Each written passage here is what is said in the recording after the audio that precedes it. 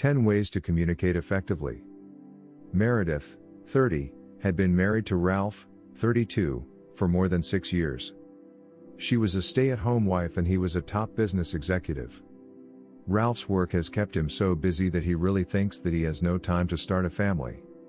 His frequent business travels have kept him away from home for several days, and even weeks at a time. Like a typical workaholic, Ralph has made the same mistake committed by many career-driven husbands, neglecting his wife. This situation has even made Meredith think that Ralph is really married to his career and not to her.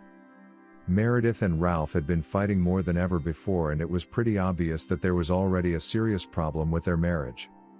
She accuses him of being cold and indifferent, and he accuses her of being a nagger. All their marital woes have caused them enormous stress and anxiety.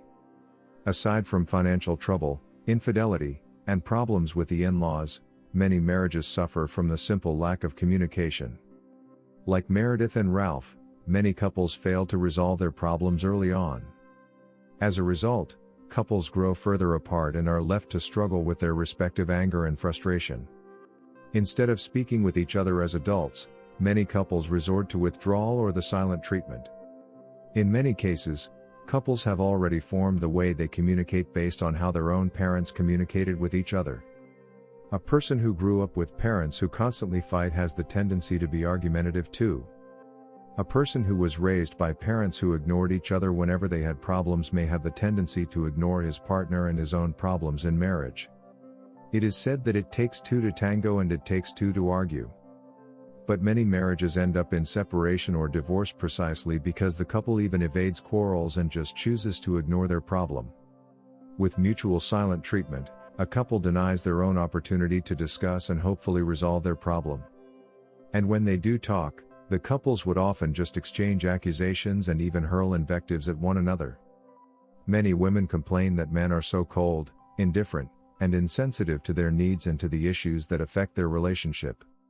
They say that men spend too much time at the office and neglect their duties as husband and father.